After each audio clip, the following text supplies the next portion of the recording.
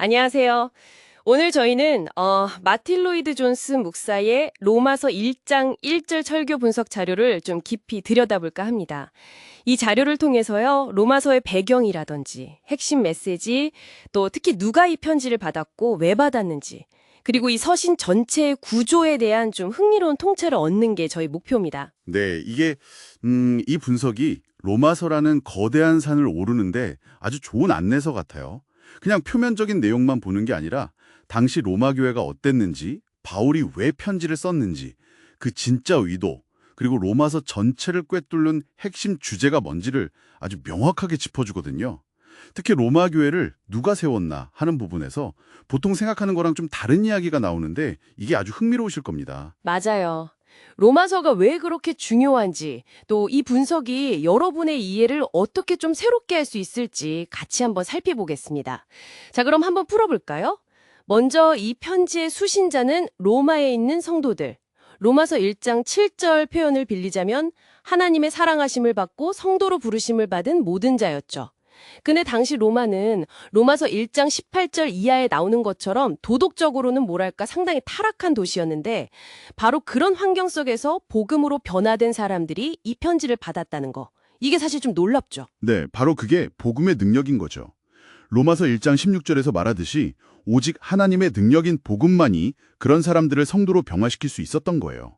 뭐 유대인도 있었고 이방인도 있었고 심지어 로마서 16장 문안이사 공록을 보면 노예 신분이었던 사람들도 포함된 정말 다양한 배경의 사람들이 모인 공동체였거든요. 그런데 이 분석을 보면요, 우리가 흔히 생각하는 거랑 좀 다르게 로마 교회를 사도 바울이 세운 게 아니라는 점이 흥미로워요.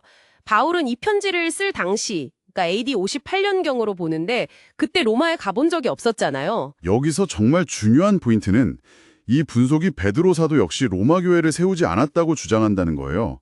근거로는 일단 로마서 자체에 베드로 언급이 전혀 없다는 점, 그리고 다른 사람이 닦아놓은 터 위에는 건축하지 않으려 했던 바울의 원칙, 로마서 15장에 나오죠. 그것과도 안 맞는다는 거죠. 당시 베드로가 로마에 있었다는 어떤 신약 외적인 역사 증거도 좀 부족하다고 로이드 존스는 지적하고요. 아, 그렇군요. 그럼 교회는 대체 어떻게 시작된 걸까요? 네, 그래서 이 분석에서는 아마도 오순절에 예루살렘에 왔던 로마 출신 유대인들, 그중 일부가 베드로 설교 듣고 회심해서 돌아가서 전했거나 사도행전 2장에 나오죠. 혹은 로마가 워낙 제국의 수도니까 여러 지역에서 사람들이 오가면서 자연스럽게 복음이 전파됐을 가능성이 높다. 이렇게 봅니다. 그렇군요. 사도가 직접 세우지 않았을 수도 있다는 거네요.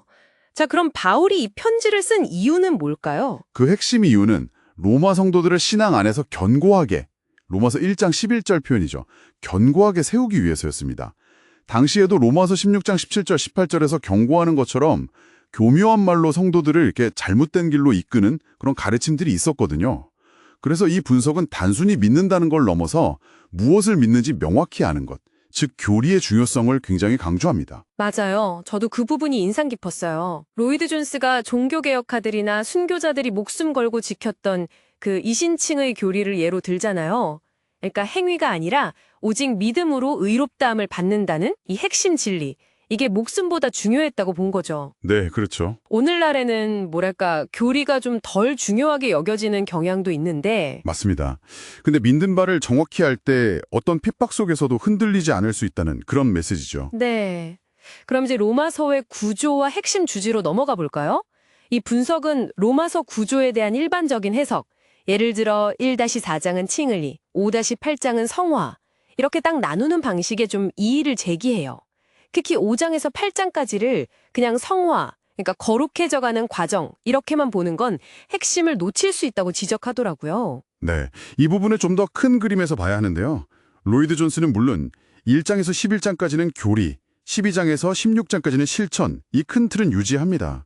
그런데 특히 5장에서 8장까지의 핵심 주제는 성화 그 자체가 아니라 그리스도 안에서 주어진 구원의 절대적인 확실성, 완전함, 최종성이라고 분석해요. 이게 무슨 말이냐면 단순히 우리가 더 나은 사람이 되어가는 과정, 이걸 넘어서 믿는 자의 궁극적인 안전 보장에 대한 하나님의 선언이라는 거죠. 훨씬 강력하고 포괄적인 개념입니다. 아, 그러니까 성화는 그 결과로 따라오는 거고요. 그렇죠. 이 확실한 구원의 결과로서 성화가 이루어진다는 관점이죠. 그리고 이 분석에 따르면 이 구원의 확실성이라는 게 세 가지 아주 강력한 기둥 위에 서 있다고 설명하죠. 네.